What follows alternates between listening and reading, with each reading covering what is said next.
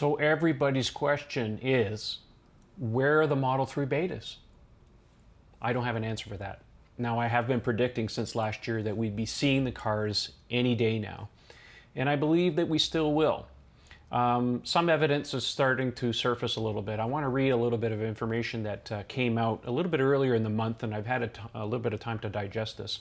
It comes from an SEC filing that Tesla has to put out as far as Elon Musk's and other officials in the company's compensation plan. So I'll just read this little paragraph here.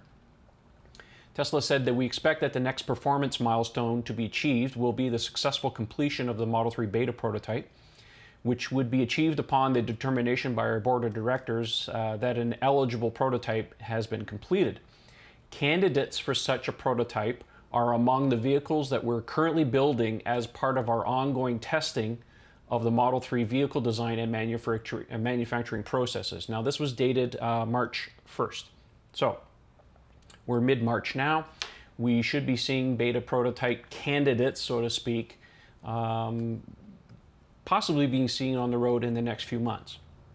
Now, I say this because I had a bit of an epiphany a little while ago. I decided to reread the book here, this book right here. If you haven't read it, I really recommend it. It's called Elon Musk by Ashley Vance. Now, Ashley had spent several years interviewing Tesla and SpaceX employees about what makes Elon tick, and he got a lot of inside details about Tesla in general, of course SpaceX as well, but what we're really interested in here is how Tesla works. And it really goes into detail about Elon's psyche and how he thinks and how he gets things done inside the company. And the one thing that really struck me about rereading the book again, now that we've seen the Model 3 prototype and the Model X has been around, is that Elon really has a very keen eye for detail. He doesn't leave a lot of stones unturned when it comes to product design and little things that you wouldn't think of. Like, I'll give you an example. Things like they mentioned in the book, the sun visors on the car. Now, the early Model S's had crappy sun visors, to put a better word on it, I guess. And it wasn't really their fault. It was because the third-rate suppliers that they had to use at the time, that's all they would give them. Now, of course, Tesla's matured now. They have much better interior components on the vehicle now. And other things like, you know, when the Model S first shipped, it didn't have memory on the seats. Of course, that was sent out through a software update. It didn't have power folding mirrors. It didn't have parking sensors. All these things were added over time. And that's really because during the development process of the Model S that these were all features that they wanted to do, but they couldn't put them out there because they were really on a schedule to get the car out as soon as possible. And that was delayed a little bit for various different reasons. Elon being one, that he was never really satisfied with a lot of things that the engineers were doing, so he would come back and change things. And of course, as we all know, this is really what contributed to Model X delays. And of course, they still have some quality control problems on the car, mainly because some of the suppliers, you know, just can't manufacture some of the parts to their specifications, which is why they've brought a lot of the manufacturing in-house.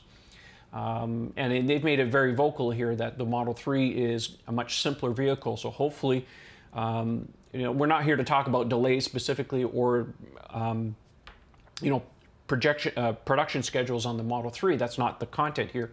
It's just, let's focus on what do they need to do to get the car into production, and we have to look a little bit on past history. One of the other things I found in the book that was quite interesting, and it kind of tweaked me a bit, was the notion of the Model S prototypes. When they first built them, they had the flush door handles. Now, we know today that the Model S has flush door handles and the self-presenting door handles. But the thing that really caught my attention was one of the prototypes that the engineers built for Elon's consideration had pivoting door handles, just like the one that the Model 3 is actually going to have. And Elon flipped out. He didn't like that. He wanted the ones that were self-presenting, and the engineers didn't build that because they thought it was impossible. Elon pushed back. Of course, now we have self-presenting door handles on the Model S. But what's interesting here is that concept that they came out with the pivoting door handles has been resurrected and put onto the Model 3. So, you know, engineers sometimes will do things that they consider to be simpler and doable, but sometimes these ideas get shelved. If you think back a little bit, it was the same case with the iPhone. Apple had originally designed the touch-based interface for a tablet, but felt that it wasn't ready for market yet, so they shelved it until they decided to do an iPhone, and they took that technology and then kind of put it back into production and back into a product. So I don't think Tesla is any different with this. They have some stuff that they've worked on, it just wasn't ready for market.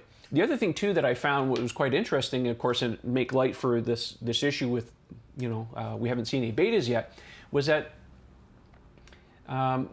when they first built some Model S's, they were actually testing them in the basement of the Palo Alto headquarters for Tesla.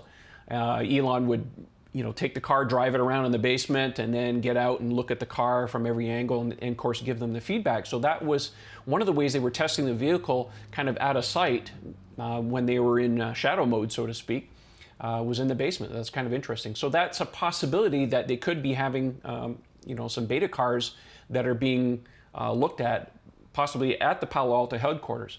The other anecdote too is that Tesla had built about 15 Model S beta cars. And I remember during the development process watching very closely, they had a bunch of them that were painted orange. So it wouldn't surprise me that the Model 3 will be a limited beta fleet, not too many of them. They had a lot more Model X's, by the way, in their testing fleet. And one of the things that caught my attention here is the amount of sheer speculation that's going on with the Model 3 as far as these betas and when we're going to see them and stuff. And it's because of the absence of sighting these vehicles for the moment, leads a lot of people to go on these really crazy ideas as far as what are they doing with the betas, why aren't we seeing them? And it reminded me of the early Model X days when the prototypes were actually being sighted around the Palo Alto area and the San Francisco area. People were posting pictures on one of the forums, and I'll put a link here in the video description if you want to go back in time and read that. It's quite interesting. People had crazy ideas. They were saying, oh, they're driving Model X's around with fake body panels because they don't want to show what the final car is going to look like, and it was nuts. So we're starting to see some of that stuff with the Model 3. One of the good examples is the video that came out a couple of days ago from a company called Unplugged Performance. And they're situated on the same street and premises as SpaceX and where the Tesla design studio is in the back. And they took some footage that's been making the round on the internet. Maybe I'll put a link to the video and you can watch it. That the Model 3 prototype, the silver one, the very same one they did at the reveal event, was seen driving around, and people were flipping out thinking that it was another prototype and it was a beta car. It's not. I'm sorry to say, I've looked at it very closely. It's still the same silver prototype. One little tidbit did come out of that though, and this was the first time we actually seen the back windows of the Model 3 prototype rolled down. And it looks like the windows rolled down about 2/3 of the way, not all the way, and it was equal on both sides. So that may change for the production car. It's still not a deal breaker at this point. There's a lot of cars in this segment that the windows in the back don't roll all the way down. So don't, freak out if you think that that's a problem. I don't feel it's a problem. As long as the windows roll down somewhat in the back to get some fresh air in, that's all that really matters at the end of the day. So having said that, I know I've mentioned this on the Model 3 Owners Club show that if anybody is in the Palo Alto area or the Southern Peninsula, to send in pictures of any Model 3 prototypes that you might see on the road. Now, we did have some people send in some pictures, and I really appreciate it. Thank you very much. However, I have to say they're all a case of mistaken identity. Some people saw Model S's and they thought it was a Model 3, and some people saw Model X's and they thought it was a Model 3. I'm sorry to say, just mistaken identity on those. But please be on the lookout, have your phones ready. The best place to see them is really at the Tesla headquarters in that area down there. So we should still see them soon. The program is still progressing, and as I like to say, absence of evidence is not evidence of absence. So be on the lookout for that. Anyway, that's it for today. If you want to follow us on Twitter, the handle is @Model3Owners. Don't forget to join our forum. It's totally free. It's model3ownersclub.com. Appreciate it if you take a look at our Patreon page at patreon.com/Model3Owners Club. Any contributions really help to keep these videos going. And don't forget, we got some really cool t-shirts. I just came up with a couple new designs there today, and you can have a quick look at them. and show off your Model 3 cred. Anyways, that's it for today. Thanks, and we'll catch you on the next one. Thanks for watching.